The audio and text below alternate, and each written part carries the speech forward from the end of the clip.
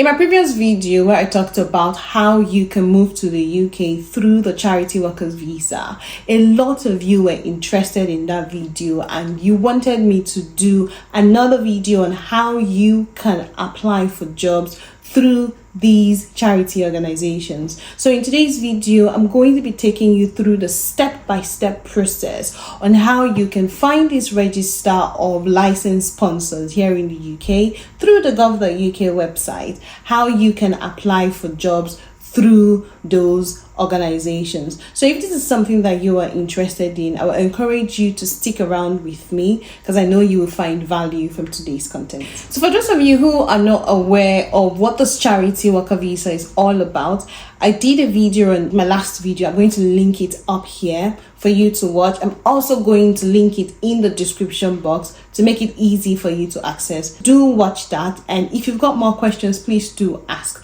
But in today's video, what we are going to be focusing on is how you can find these organizations that are licensed to sponsor you. With this charity worker visa, it is not restricted as compared to the other work visa here in the UK. Those restrictions that the UK government have implemented, this did not affect the charity worker visa. So with this visa, you can come with your dependents. You don't need any IELTS exam, and you can also change from the temporary work visa to a permanent work visa. So it has got a lot of perks that you would want to give a go if migrating out of your home country is what you are considering doing. So we're going to go on gov.uk website to find this register of licensed sponsors. And when you go on the gov.uk website, you would want to type register of licensed sponsors, and it gives you these options. You click on that one. Now, like I explained in my previous video, you could either view it online or download the Excel file. Viewing it online is not really helpful because you cannot filter the options out. But if you download the Excel file, you can filter it. So I'm going to explain that as well. So when you come on here, this has just been recently updated. It was last updated on the 8th of October, which is very recent. And so when you click on this, it takes you down to the Excel file which you have downloaded, and this is what it looks like. Now when you have the Excel file, it gives you various visa routes that you can use to migrate to the country. So when I say various visa routes, I mean sponsors that are licensed to give you sponsorship from different visa category. But what we are focusing on today's video is the charity worker visa, and that's what you would want to filter. So what you have to do is you go on this area where it says data. You click on that. When you click on the data, you see this option here where it says filter. Then you click on the filter as well. And when you do that, you see this arrows where it tells you organization name, town and city, country, the type and the rating, and it also tells you about the routes. In today's video, we're talking about charity worker visa. So you come on the route and you click on the drop down menu where it tells you all of these options. So what we need to do first is to deselect it and click on only charity worker visa. When you do that, that filter would be applied automatically depending on the kind of mobile gadget that you are using, but the filter would be applied automatically, and it gives you all of the options under charity worker visas.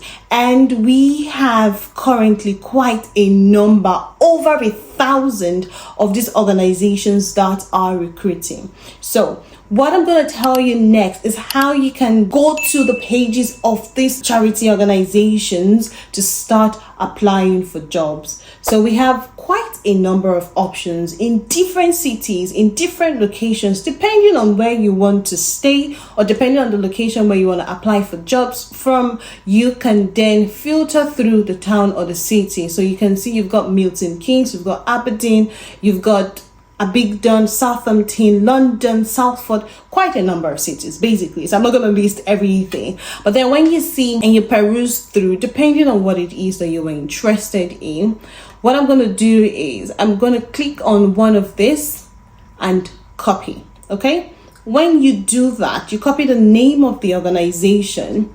You then go on Google and you paste the name of the organization that you have copied from the Excel file.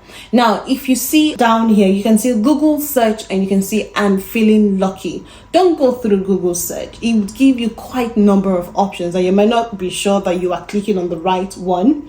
What I would recommend for you to do is click on I'm feeling lucky, and it takes you straight to the website of the organization that you have just pasted on Google.